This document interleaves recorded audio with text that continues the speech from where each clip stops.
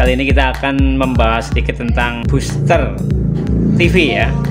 Booster dan lebih spesifik kepada yang namanya power supply.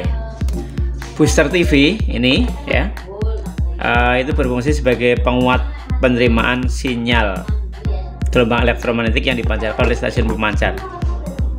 Untuk daerah yang dekat dengan stasiun pemancar atau yang penerimanya sinyalnya kuat, tidak diperlukan booster. Jadi bisa langsung dari antena masuk ke pesawat televisi Anda atau ke set top box Anda. Tapi kalau untuk daerah yang jauh dari stasiun pemancar, kemudian sinyalnya lemah, ini bisa dibantu dengan booster. Contohnya seperti ini ya.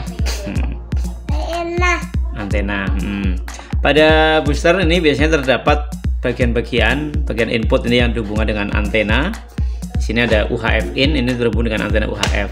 Kalau zaman dulu ini ada VHF in, ini untuk antena TVRI zaman dulu. Sekarang ini bisa dikatakan sudah nggak dipakai untuk VHF. Kemudian untuk out, nah ini yang dihubungkan ke power supply. Nanti yang akan kita bahas ya. Ini booster biar bisa bekerja harus membutuhkan tegangan listrik untuk menghidupkan komponen-komponen aktifnya, transistor untuk penguatan ini. Tanpa power supply tidak bisa bekerja ya, karena tenaganya itu dari power supply. Ini power supply, power itu tenaga, supply itu memberikan tenaga kepada booster biar bisa bekerja.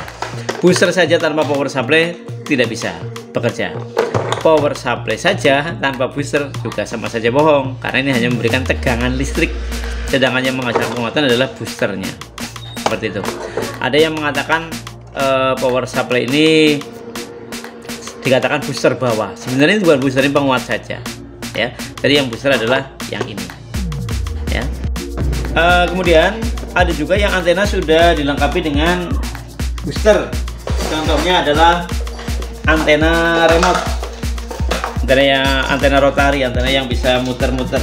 Itu antena yang sudah dilengkapi. Oh, ini antenanya apa nih ya?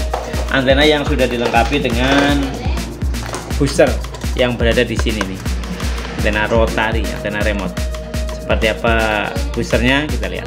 Nah, ini boosternya sudah nempel di atas ya, sudah dilengkapi dengan booster.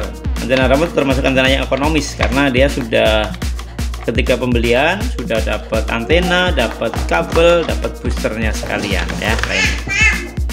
Nih, ini rangkaian boosternya. Biar bisa bekerja antena remote ini, maka perlu dihubungkan kepada power supply. Power supply-nya ini, power supply antena remote. Ya, jangan salah masangnya.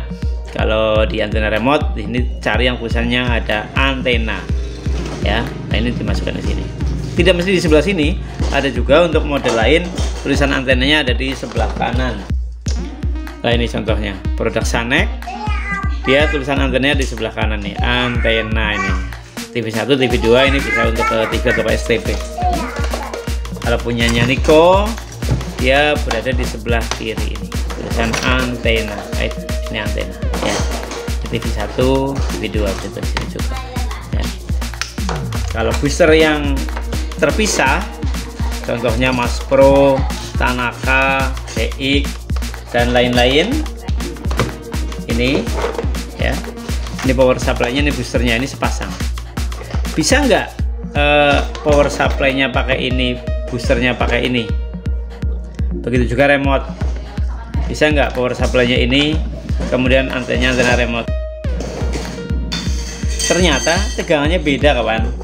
Ya, kalau antena remote dia tegangannya DC, kisaran 11-12 volt lah. Ya, sedangkan untuk antena biasa, Tanaka, PF, kemudian Mas Pro, DX, dia AC 24 volt ya, jadi beda sistem tegangannya. Oke, kita bisa lihat, kita cek menggunakan alat multi tester atau multimeter atau avometer. Coba kita nyalakan. Nah, ini kita ukur tegangannya.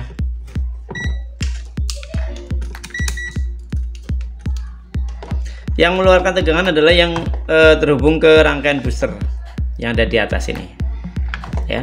Kalau yang ke TV dia tidak. Ini contohnya kita tes. Nah, Ini mengeluarkan tegangan, nah itu kisaran 23 volt, 3,8, 24 volt sebenarnya, hanya dia tidak murni ya. Jadi keluar tegangan AC 24 volt lah ya. Sedangkan untuk power supply antena remote, nah ya, dia tegangannya adalah DC. Ukurnya di mana? Ukurnya ini yang ada tulisan antena, karena yang membawa tegangan ke atas adalah yang menuju ke antena, ke rangkaian booster yang ada di antena. Ini kita coba ukur.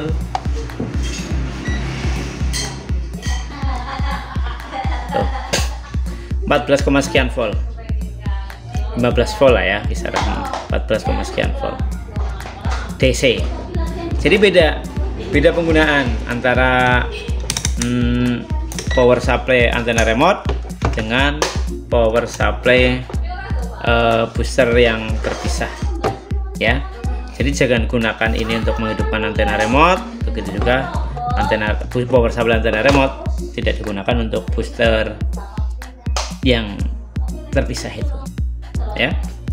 Kemudian untuk mengetahui pemasangan kabel ke atas betul apa tidak, biasanya kita cek sini juga bisa ya. Jadi misalnya seperti ini contohnya, jika ada pemasangan kabel yang keliru, konslet, maka lampu ini akan padam.